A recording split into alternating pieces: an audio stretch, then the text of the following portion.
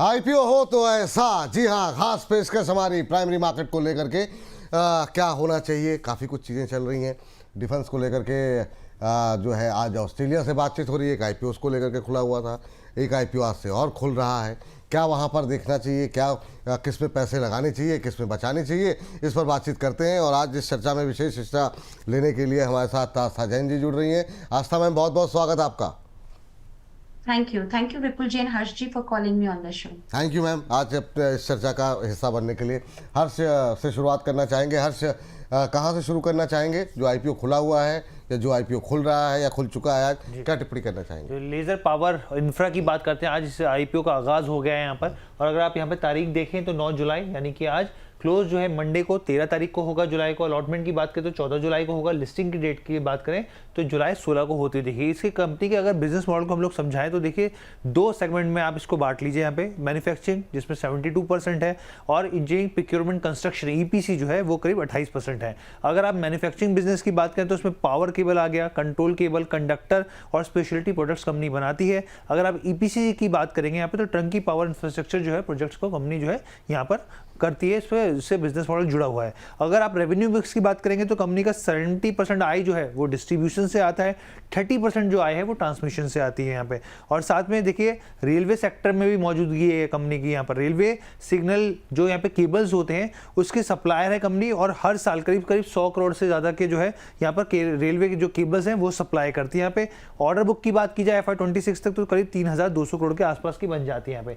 आगे बढ़ते हैं यहाँ पर, और अगर आप आगे यहाँ पर देखें तो इशू प्राइस बैंड जो है 203 से लेकर 214 के आसपास है। एक लॉट में 70 शेयर्स होंगे। इशू साइज की बात करें तो 742 करोड़ का है। फ्रेश इशू में जिसमें नंबर जो काफी बड़ा है 542 करोड़ का, ऑफर फॉर सेल जो है कम है 200 करोड़ के आसपास की। आगे बढ़ते हैं हम लोग यहाँ पर, और अगर आप देखें तो कुछ रिस्क फैक्टर भी आपके ध्यान में ले आते हैं, दर्शकों के ध्यान में। सबसे पहले कंसंट्रेशन, जो कस्टमर कंसंट्रेशन है, देखिए 10 जो टॉप यहाँ पर जो कंपनी के ग्राहक हैं वहाँ से 72% का रेवेन्यू आता है। प्रोडक्ट कंसंट्रेशन की बात करें यहाँ पे साफ तौर पे तो प्रोडक्ट कंसंट्रेशन में पावर केबल्स और जो कंडक्टर्स हैं FY26 में करीब 72% जो है यहीं से रेवेन्यू आता हुआ दिखा है। यहाँ पे रॉ मटेरियल को लेके जो प्राइस फ्लक्चुएशन देखने को मिलता है साफ तौर पे एल्यूमिनियम है, कॉपर है और जो स्टील है, अभी आयरन ओर के भी जैसे प्राइसेस जो है बढ़ते दिख रहे हैं। तो ये तमाम चीज़ें जो है फ्लक्चुएट करती हैं यहाँ पे। सप्लाई कॉन्सेंट्रेशन, सप्लायर्स की तरफ से भी कॉन्सेंट्रेशन काफ़ी ज़्यादा हाई दिखता है। और lower bid conversion run rate है, जैसे कि मैं आपको एग्जांपल बताऊं यहाँ पर कि जो ईपीसी ऑर्डर मिलने की जो दर है वो काफ़ी कम है। FY26 में 47 थे, उसमें से सिर्फ 8 ऑर्डर मिले। FY25 में जो बिड हुई 39, उसमें से 9 ऑर्डर मिले। और FY24 में 32 में से सिर्फ 3 टेंडर मिले। तो ये तमाम चीज़ें वो दिखाते हैं। आगे अगर हम लोग बढ़ते हैं यहाँ पर और चीज़ों को अगर आप देखें यहाँ पर तो फाइनेंशियल्स को टोटल है 2024, 25, 26, 24 से 25 में बढ़ोतरी देखने को मिली कमाई में, लेकिन फिर एक यहाँ पे डाउन डिप देखने को मिला। प्रॉफिट आफ्टर टैक्स में बात करें यहाँ पर तो साल दर साल के हिसाब से ये बढ़ता हुआ दिख रहा है। एबिटा की बात करें तो यहाँ पर भी साल दर साल के हिसाब से 23, 24, 25 में बढ़ोतरी देखने को मिल रही है। और जो टोटल बोरिंग है वो 823 करोड़ की साफ तौर पर दिख रही है। अगर हम लोग ग्रे मार्केट प्रीमियम की बात करें यहाँ पर तो ग्रे मार्केट प्रीमियम 15 रुपये दिखा रहा है, 7% के आसपास की अपसाइड दिख रही है। यहाँ पे 229 के भाव पर लिस्टिंग की संभावना फिलहाल के लिए ग्रे मार्केट प्रीमियम यही कह रहा है। चलिए, लेजर पावर एंड इंफ्रा, मैं आस्था मैम सबसे पहले तो ये जानना चाहेंगे कि पावर और इंफ्रा को लेकर के सब लोग काफ़ी बुलिश रहते हैं, लेकिन हाल फिलहाल में इन 2 क्षेत्रों ने बहुत अच्छे रिटर्न नहीं दिए। तो क्या नई एंट्री के लिए इस सेक्टर में उतरने की कोशिश करनी चाहिए? वैल्यूएशन कैसी लग रही है? क्या फंडामेंटल दिखाई दे रहे हैं? देखिए विपुल जी, ये सेक्टर को पहले समझना बहुत जरूरी है। सारी पावर कंपनीज एक ही आप उस पर तोल नहीं सकते हो, क्योंकि पावर इंस्ट्रूमेंट और इंफ्रास्ट्रक्चर वाली जो कंपनीज होती हैं उसमें हमें ये देखना पड़ेगा कि नॉर्मल कंपनीज कौन सी है और स्पेशलाइज्ड कौन सी है। अब मैं अगर लेजर पावर एंड इंफ्रा की बात करूँ तो ये एक नॉर्मल, जिसे हम बोलते हैं टोटली केबल एंड कंडक्टर बनाती है, इंडस्ट्रियल केबल एंड कंडक्टर। इनका डिफ्रेंसिएशन कहाँ आ जाता है, क्योंकि नॉर्मल कंडक्टर तो हर कोई कंपनी बना सकती है। कि बिजनेस को समझना पड़ेगा कि डिफरेंशिएशन क्या है। डिफरेंशिएशन है कि आप कोई ऐसा प्रोडक्ट बना रहे हैं जो दूसरा नहीं बना रहा है। अगर आप उस तरह के बिजनेस में हैं तो डेफिनेटली फिर मार्केट आपको वहां पे वैल्यूएशन दे देता है। तो ये चीज हमें पूरा इसके बिजनेस मॉडल को आप अंदर तक समझेंगे तभी ये चीज समझ में आएगी। ऊपर ऊपर देखेंगे तो सब सेम लगता है। अब मैं इस कंपनी की बात करूं तो ये इंडस्ट्रियल केबल और कंडक्टर में है, लेकिन एक चीज जो इन्होंने अब अच्छी की है, इन्होंने पार्टनरशिप की है TS कंडक्टर, जो कि US बेस्ड कंपनी है। ये पार्टनर पार्टनरशिप के मायने क्या रहते हैं? ये पार्टनरशिप के मायने ये रहते हैं कि अब वो उनके टेक्नोलॉजी पार्टनर बन चुके हैं इंडिया में। अब उनके लिए ये कंपनी AECC कंडक्टर बनाएगी। ये एक अलग तरह की टेक्नोलॉजी है और अगर इस तरह के कंडक्टर बनने लगे तो इसकी वैल्यूएशन पूरी चेंज हो जाएगी। क्यों? क्योंकि AEC कंडक्टर नॉर्मल जो कंडक्टर होते हैं वैसे नहीं होते, पूरी तरीके से डिफरेंट कंडक्टर होते हैं। इसमें जो आपकी ट्रांसमिशन कैपेसिटी होती है वो 2 to 3 टाइम्स बढ़ जाती है। दूसरी तरफ आप लंबी लंबी ट्रांसमिशन यानी कि लॉन्गर डिस्टेंसेस ट्रांसमिशन आप दे पाते हो। तो जब आप कुछ अलग बनाते हो तभी आपकी प्राइसिंग पावर स्ट्रांग होती है, क्योंकि आप डिफ्रेंशिएट कहाँ करोगे? बाकी लोग भी केबल और कंडक्टर बना रहे हैं, तो आपकी डिफ्रेंसिएशन आती है कि आप टेक्नोलॉजी बेस्ड कोई नया प्रोडक्ट लेके आते हो जहां मार्केट आपको वैल्यूएशन देने को तैयार हो। तो अब मैं इस कंपनी की बात करूं तो ये कंपनी ने जरूर यहाँ पे पार्टनरशिप की है। तो आने वाले टाइम में हमें देखना पड़ेगा इस पार्टनरशिप से कितना बेनिफिट ये कंपनी उठा पाती है और अपने फाइनेंशियल्स में रिफ्लेक्ट कर पाती है। प्राइमा फेसी हम देखेंगे तो सबको लगेगा इश्यू इन्होंने रीजनेबली प्राइस किया है। क्यों? क्योंकि इन्हें कंपेयर किया जा रहा है पॉलीकैब से, KEI से, RR काबिल से। आप इन्हें कंपेयर कर ही नहीं सकते। क्यों? क्योंकि वो लोग रिटेल पावर इक्विपमेंट में है। अब माफ कीजिए, रिटेल केबल्स में है, वो सीधा रिटेल को सप्लाई करते हैं। आपको ये समझना पड़ेगा कि जब रिटेल में सप्लाई होती है, B2C आपका बिजनेस होता है, तब आपका वैल्यूएशन पूरा अलग होता है, आपके ब्रांड की वैल्यू होती है। यहाँ पे ये रिटेल में नहीं करते। तो जो प्रोस्पेक्टस में भी दिया हुआ है तो आप उनसे मत कंपेयर करिए, क्योंकि उनके सामने इनका वैल्यूएशन रीजनेबल लगेगा, लेकिन ये रिटेल को सप्लाई नहीं करते। तो एप्पल टू एप्पल कंपेरेबल अगर आपको करना है तो डायनामिक केबल से करिए। अब अगर आप डायनामिक केबल का पी देखेंगे वो सिर्फ 20 का है और ये भी जो अपनी प्राइसिंग करके लेके आ रहे हैं 20 पे ला रहे हैं। कुछ बहुत बड़ा डिफरेंस प्राइसिंग में नहीं है, थोड़ा बहुत इन्होंने देखा जाए तो 19.5 के मल्टीपल पे ये लेके आ रहे हैं। तो मेरे हिसाब से यहाँ पे बहुत बड़े लिस्टिंग गेन की उम्मीद मत करिए, लेकिन अगर आपने लगाया है तो लॉन्ग टर्म के लिए लगाइए, ये सोच के कि जो ये पार्टनरशिप में एंटर करे हैं TS कंडक्टर के साथ, उसके लिए आगे जाते हुए ये अब जो प्रोडक्ट बेचेंगे, क्योंकि उसके लिए भी सरकार में बिड करना पड़ता है, तो ये बिड करेंगे, जीतेंगे और वो फिर जब फाइनेंशियल्स में आएगा तो वो इनके लिए पूरा गेम चेंजर हो जाएगा। तो थोड़ा सा इसे अगर लंबी अवधि के लिए रखना हो तो उस हिसाब से लगाना हो तो लगाइए। लिस्टिंग पे मैं बहुत बड़े गेन्स की यहाँ पे उम्मीद नहीं कर रही हूँ। तो साफ राय है, बहुत लिमिटेड गेन लिस्टिंग पे अगर ठीक लगता है और उसके लिए लगाना है तो लगाइए, या फिर लंबी अवधि में ये सोच के कि जो अब ये गेम चेंजर इनकी टेक्नोलॉजी होने वाली है AECC वाली, वो किस तरह से इनके फाइनेंशियल्स को उठाने में मदद करेगी, अगर वो देखना है उसके लिए लगाना है तो वो लंबी अवधि के लिए लगाइए। नहीं तो बहुत छोटे मोटे गेन की इच्छा हो तो ही लगाइए इस IPO लिस्टिंग। तो मोटी मोटी बात यह है कि अगर आप 2, 4, 5%, 10% के अंदर अंदर खुश हो जाते हो तो लगा सकते हैं लिस्टिंग गेन के लिए, और या फिर बहुत लंबी अवधि का नज़रिया हो। दो तरह के इन्वेस्टर लगा सकते हैं। अगर 10% से ज़्यादा का लिस्टिंग गेन चाहिए तो अभी अवॉइड कर सकते हैं। ये कह रही मैं। देखिए विपुल जी, आप कभी भी लिस्टिंग गेन को आप माप नहीं सकते कि हाँ, कितना एक है। अंदाजा, बस ये मतलब आपने कहा छोटे हमेशा मोटे। ध्यान रखिए, और ये अलाउड भी नहीं होता, हमारे लिए गलत होता है। लेकिन मैं सिर्फ प्योर बात एक ही कर रही हूँ कि इन्होंने वैल्यूएशन कोई बहुत बढ़िया रीजनेबल नहीं किए।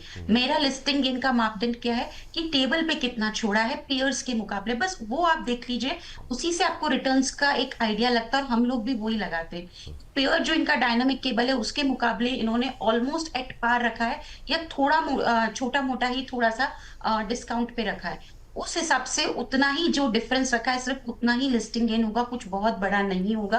तो यहाँ पे फिर मैं बोल रही हूँ छोटा मोटा लिस्टिंग गेन हो, क्यों इन्होंने बहुत कुछ छोड़ा नहीं है। लेकिन ये जो पूरा अभी ये लोग जो भी यहाँ पे हम कहते हैं कि पूरी बात कर रहे हैं, ये इस टेक्नोलॉजी की कर रहे हैं जिसकी मैंने डिटेल में यहाँ पे चर्चा की, अगर उससे रिलेटेड कुछ भी पॉजिटिविटी मार्केट सेंस कर सकता है तो हो सकता है कि लिस्टिंग पे थोड़ा और बड़ा रिटर्न मिले। लेकिन ये मेनली कैंडिडेट मेरे हिसाब से 5 से 6 महीने लेके रखने के लिए, अगर आपकी इच्छा है, उस हिसाब का IPO है। लिस्टिंग पे कुछ बहुत बड़ा उम्मीद मत करिए, क्योंकि मैं फिर बोल रही हूँ जो इन्होंने रखा है टेबल पे, वो इंडस्ट्रियल केबल अगर आप उसका पेयर मान के चलते हैं तो उस हिसाब से कुछ बहुत बड़ा रीजनेबल वैल्यूएशन नहीं किया।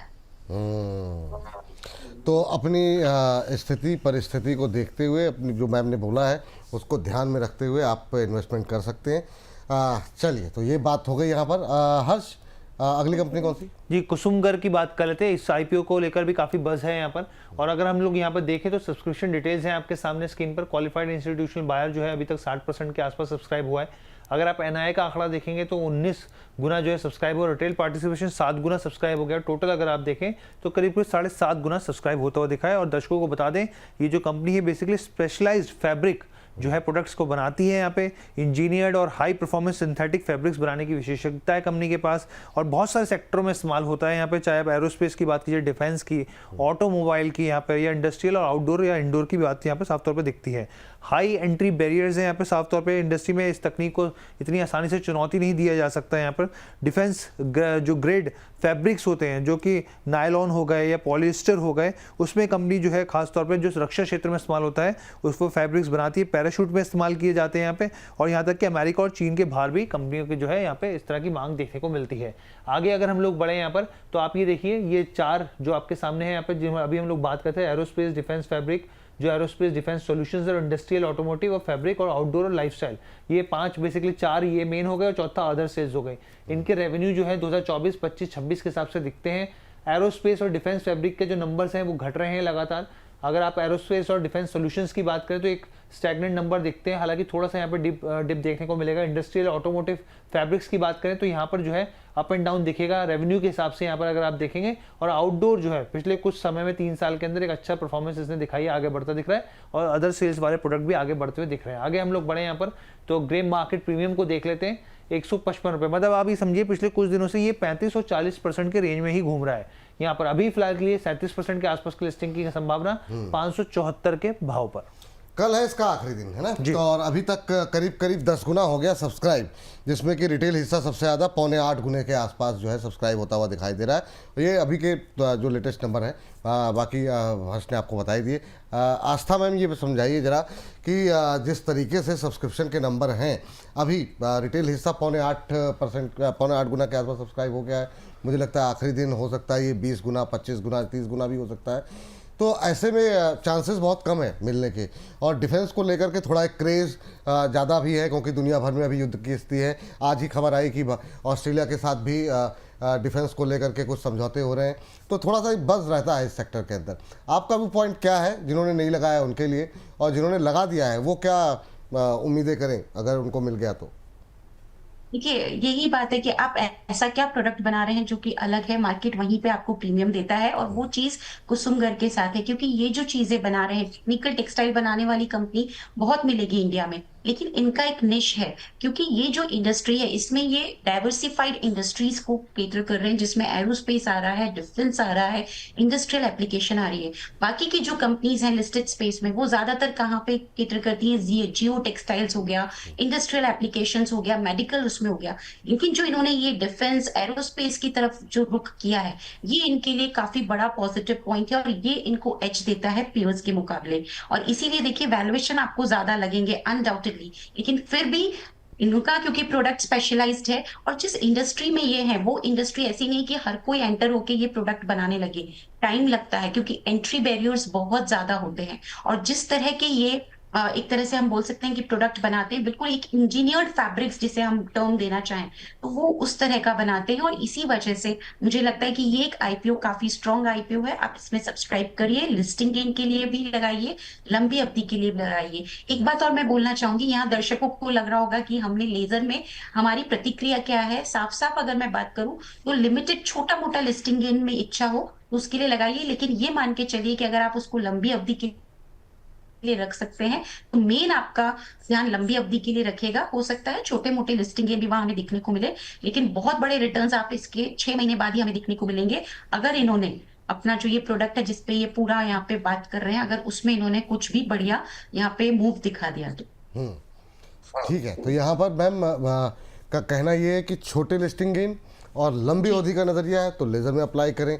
यहाँ पर तो अप्लाई करने की सलाह दी जा रही है लिस्टिंग गेन के लिए भी। और लेकिन मैम सवाल ये उठता है, जिनको नहीं मिला, कितने % तक लिस्टिंग गेन पे आपको लगता है कि एक बार लिस्टिंग के दिन भी ट्राई करना चाहिए? हालांकि हम कोशिश करेंगे उस दिन भी आपसे बात करने की जब लिस्ट होगा ये शेयर, लेकिन फिर भी क्योंकि बहुत कम लोगों को मिलेगा, अभी तक के सब्सक्रिप्शन के आंकड़े देख करके लग रहा है।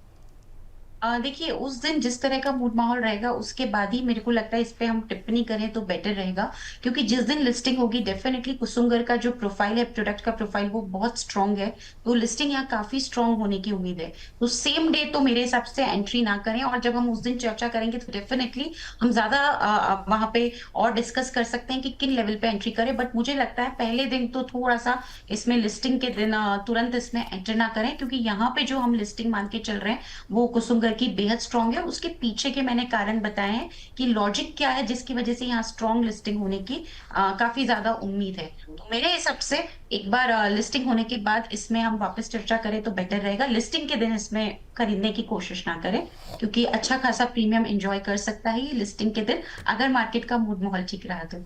चलिए ये बात है। हर्ष, थैंक यू, धन्यवाद ये अपडेट लेने के लिए। और आस्था मैम, आपका बहुत बहुत धन्यवाद इस तमाम अपडेट्स के लिए और हमारे दर्शकों को इन आईपीओस के बारे में जानकारी देने के लिए। बहुत बहुत धन्यवाद आपका। तो इस सेगमेंट को फिलहाल यहीं पर करते हैं समाप्त।